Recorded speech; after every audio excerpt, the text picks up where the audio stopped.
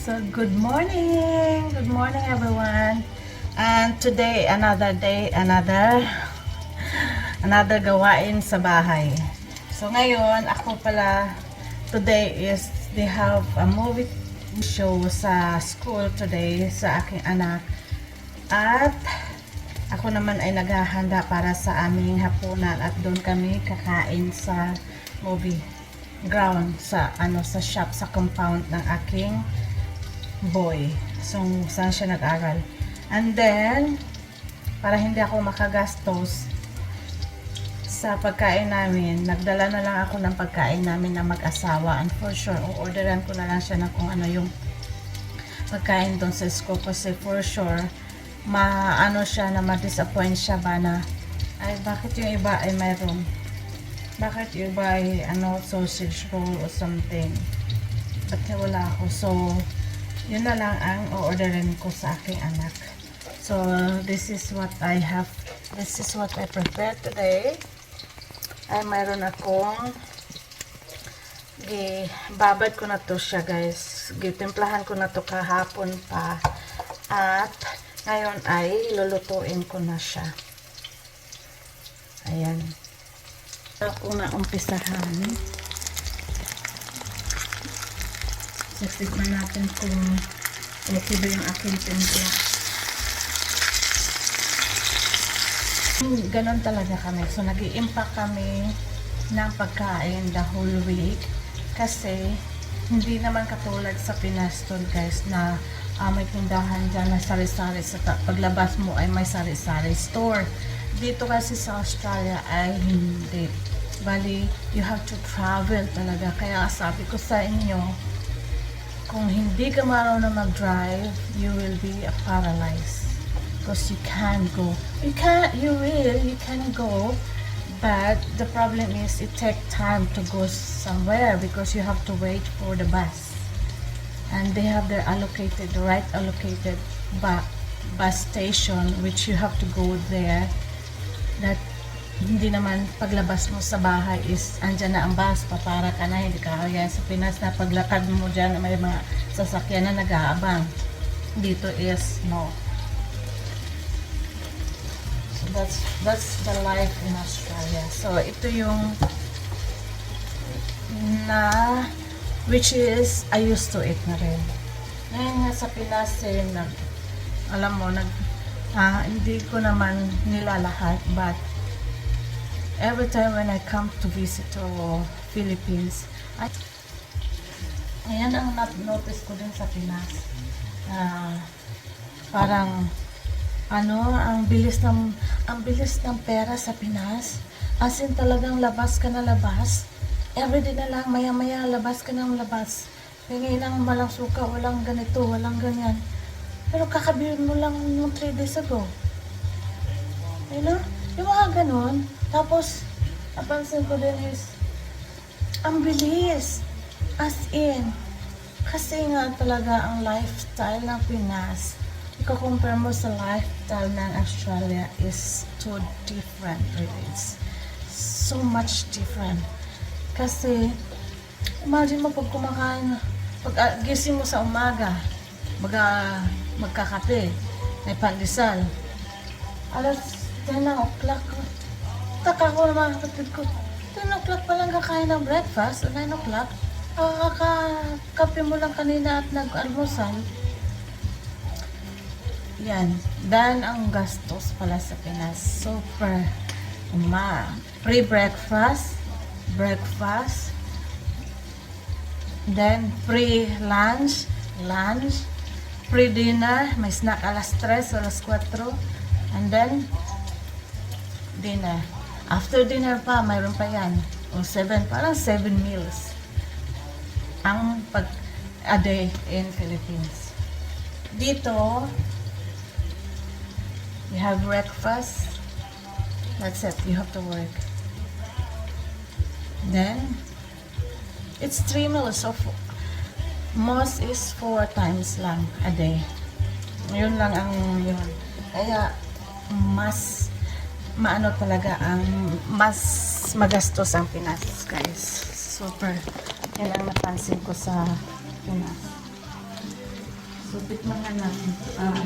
Tingnan na natin kung luto na ba ito.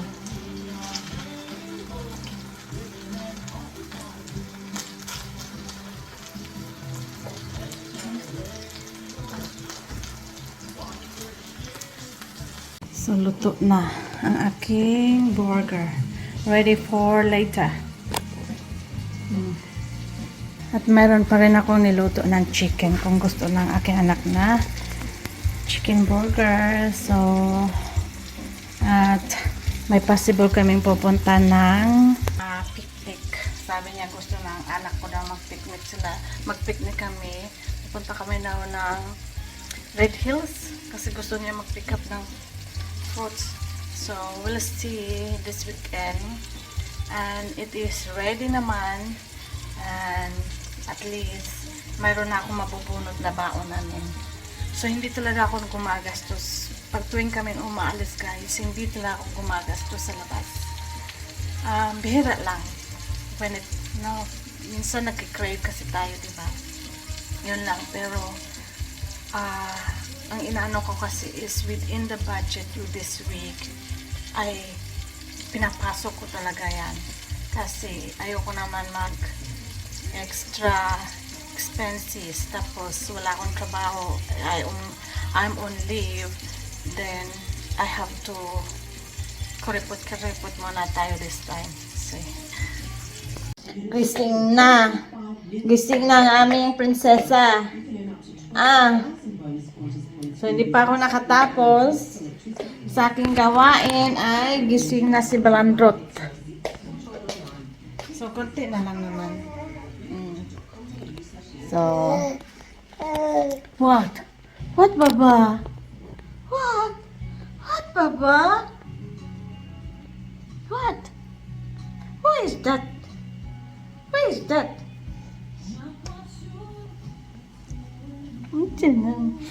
Ay, yan pretty, oy.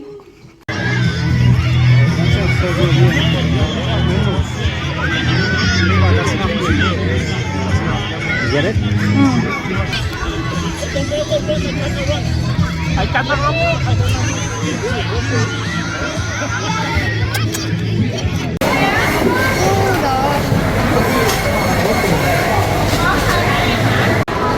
So, $22.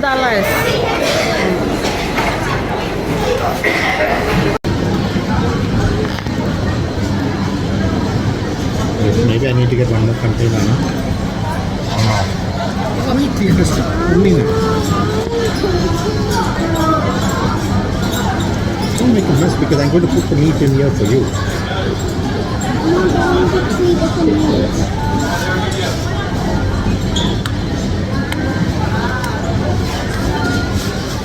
Don't give me the pineapple in that. Daddy, that's enough. Now grab some of that.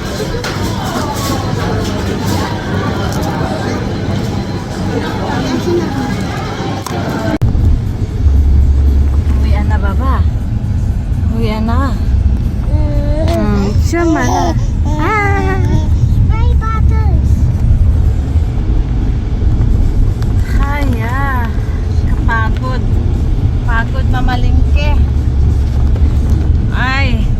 At pinagupitan ko din yung aking boy. Kaya dito kami namalingke sa Springfield. Today's video pala is ay mag-harvest ako na ampalaya dahil ready to harvest na. Lulutuin ko ngayon as my lunch. So, magluluto ako ng bitter gourd with egg. Check na natin kung luto na yung aking pagkain na aking anak. So, tara, let's harvest. Bitter gourd na i-harvest. At ito na nga yun, guys. Excited na ako sa aking fresh from the garden. Yung aking ampalaya. So, harvestin na natin. Oh my God. This is it. So, lutuin natin to ngayon ng with egg. At dahil nag-request yung aking friend na hingi daw siya ng sili, like na-harvest ko to kahapon, di ko nakuha. Harvestin na natin yung namumula kasi para hindi siya masayang at maunahan tayo ng uod. Ang swerte naman ng uod na to, hindi nagtanim tapos nakinabang. Charot. Oh, ayun, ibon talaga. Harvestin na natin tong malaki-laki kasi siguro magsinigang tong aking friend ay hingi siya ng 2 sili. So dalawa lang din natin ibibigay kasi baka masayang din, 'di ba? Ayan. I-check na natin dito yung aking alugbati. Oh my god. Aking mga sili ay lumalaki na.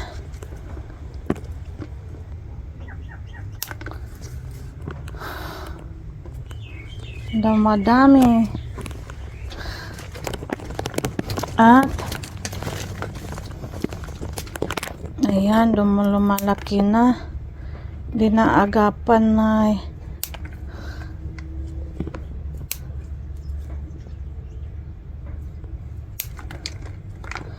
Kasi lumalabong yung aking tsuko.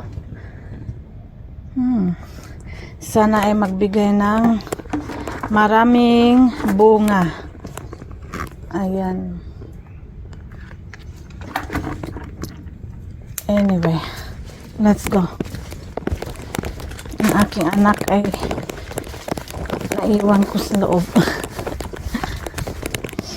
Here you go.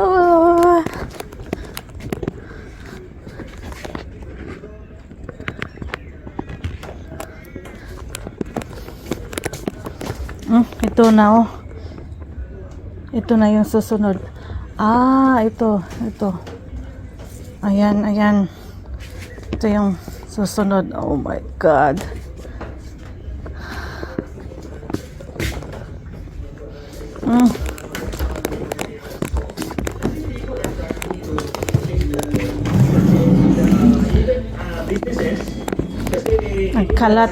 Nagkalat. Baba! Baba! Andiyan mo na! Ito na yung aking harvest sa garden. Lulutuin na natin, guys.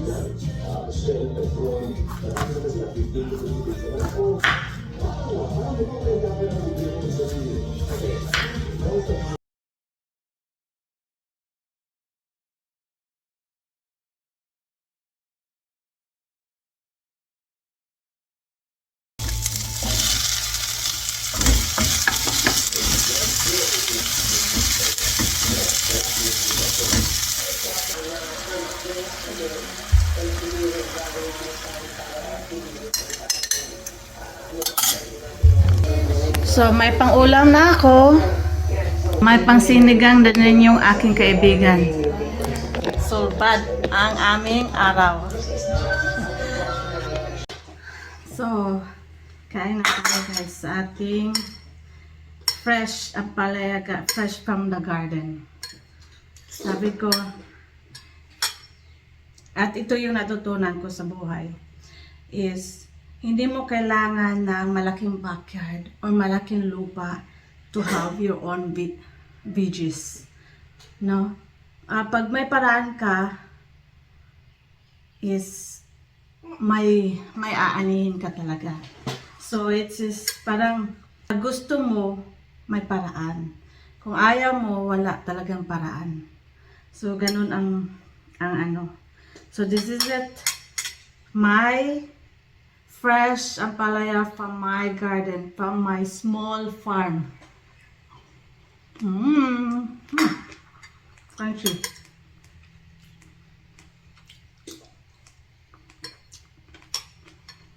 Sarap.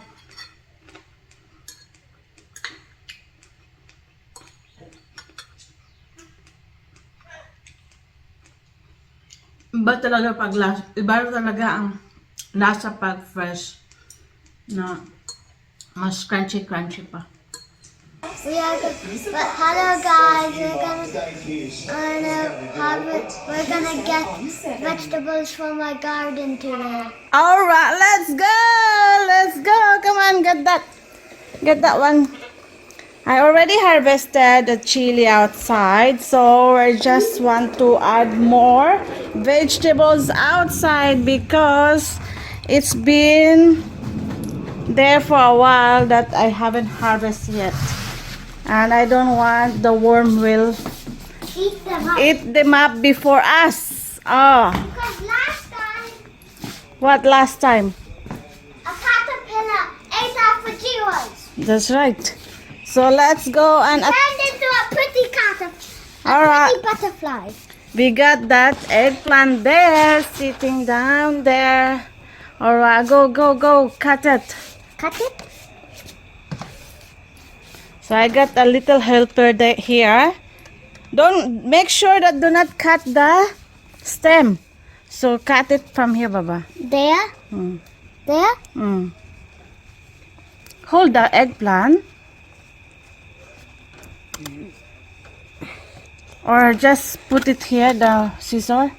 Here, down, and bring it up. Cut it. Mm. Harder. Hey, Mommy, can you hold the eggplant? Because I need 2 fingers to cut it.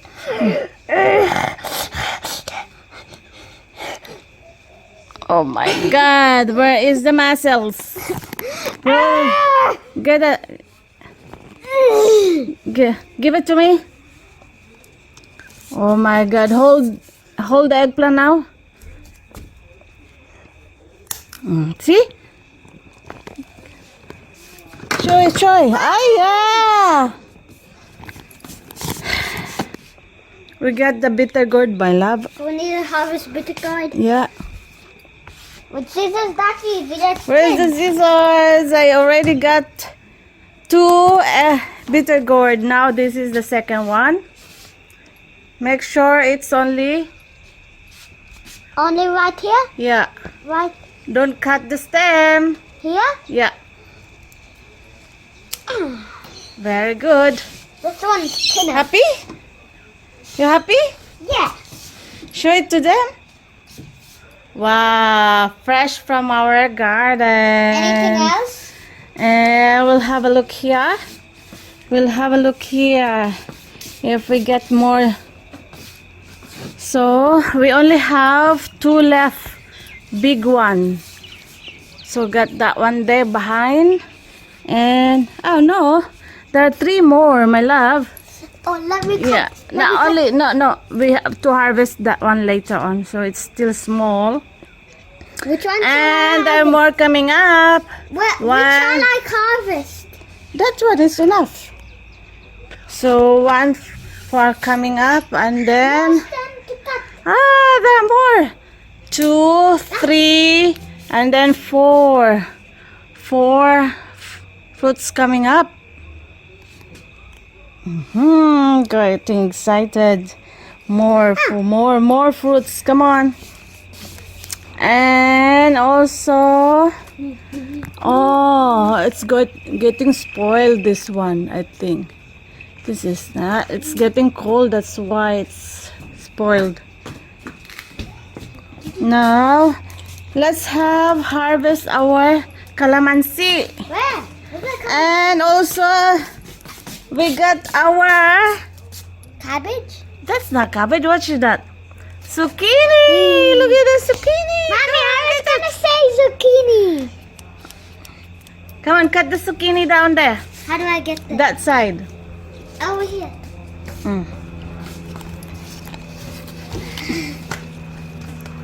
Our ever first time harvest the The zucchini are pretty zucchini. hard to cut. Don't cut. I think you have to Pull? yeah. That's what I know that. Oh! I seen it on a video. Oh my God, that's not the weight. I seen It it just on a video. I think that's how they did it. Fresh from our garden. Now put that one in the basket. Put it in the basket. It has hair. I didn't know the zucchini have Now let's have the calamansi. Look at those calamansi is getting yellow.